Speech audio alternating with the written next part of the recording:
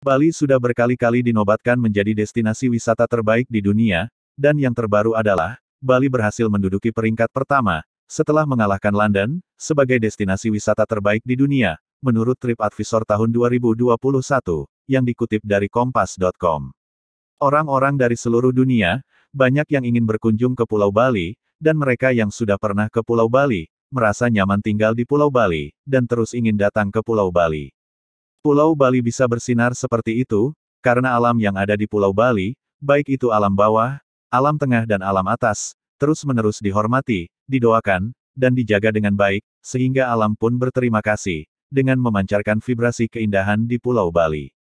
Seperti seorang wanita yang selalu merawat dan menjaga kesehatan tubuhnya, menghormati segala kelebihan dan kekurangan tubuhnya, terus-menerus mendoakan tubuhnya dengan kata-kata yang positif, maka dengan sendirinya tubuh wanita tersebut, akan memancarkan keindahan dan kecantikan dari dalam dirinya, atau yang disebut inner beauty. Ada 5 kerangka dasar warisan ajaran leluhur Nusantara, yang dijaga dengan baik di Pulau Bali selama ribuan tahun. Kenapa kita mengatakan ini adalah warisan ajaran leluhur Nusantara? Karena semua upacara yang ada di Bali, dilaksanakan berdasarkan wuku, pancawara, dan saptawara, yang merupakan kalender asli warisan Nusantara. Dengan agama apapun, kita harus tetap menjaga dan menghormati kelima kerangka dasar warisan ajaran leluhur Nusantara ini. Kita lebih suka menggunakan kata menghormati, bukan menyembah. Kita beri contoh sederhana, bila tangan kanan kita mendoakan tangan kiri kita, agar sehat dan selamat, apakah itu artinya tangan kanan kita menyembah tangan kiri kita? Tentu saja tidak. Itu bukan menyembah, tetapi menghormati, karena menghormati sesuatu, dapat dilakukan oleh semua agama, dengan cara dan kepercayaan mereka masing-masing. 5 kerangka dasar warisan ajaran leluhur Nusantara itu terdiri dari, yang pertama adalah, hormat kepada alam. Alam di sini termasuk butakala, setan, virus, bakteri, tumbuhan, binatang dan lain sebagainya yang ada di sekitar kita. Menghormati Tuhan dan setan, seperti kita menghormati mulut yang bersih dan anus yang kotor.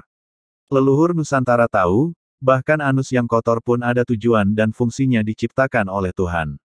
Bila kita ibaratkan Tuhan adalah teman, dan setan adalah musuh, maka hanya mereka dengan jiwa-jiwa tercerahkanlah, yang mampu menghormati musuh-musuhnya, bahkan mereka selalu mendoakan musuh-musuhnya, agar diberikan keselamatan. Yang kedua adalah, hormat kepada manusia dan sesama manusia. Ajaran leluhur Nusantara mewariskan penghormatan kepada manusia, mulai dari manusia di dalam kandungan sampai saat kematian, otonan setiap 6 bulan, dan lain sebagainya. Badan manusia, kita gunakan bekerja dan beraktivitas selama 16 jam sehari. Pernahkah kita berterima kasih pada tubuh kita? Pernahkah kita mendoakan tubuh kita? Pernahkah kita menghormati tubuh kita? Bila kita tidak pernah menghormati tubuh kita, wajarlah bila tubuh kita mengeluh sakit.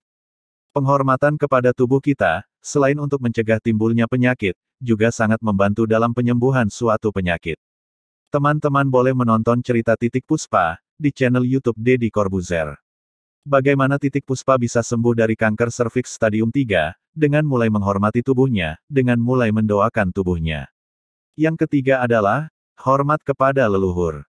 Semua agama mengajarkan, bila doa seorang anak, bisa menyelamatkan kedua orang tuanya dari api neraka.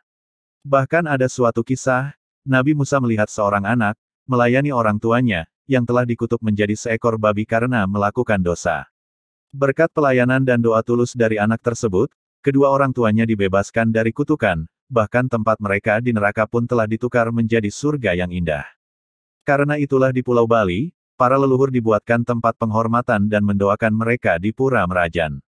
Yang keempat adalah hormat kepada para dewa. Kata dewa atau div itu berasal dari bahasa Sanskerta yang berarti cahaya atau sinar suci Tuhan, yang memiliki kekuatan dan fungsi yang berbeda-beda. Kita jelaskan dengan konsep sederhana, bila kita umpamakan Tuhan itu adalah badan manusia, maka dewa-dewi atau betara-betari adalah organ tubuhnya, meski organ tubuhnya berbeda-beda sesuai dengan fungsinya masing-masing, tetapi mereka tetap satu bagian dari tubuh manusia yang tidak terpisahkan.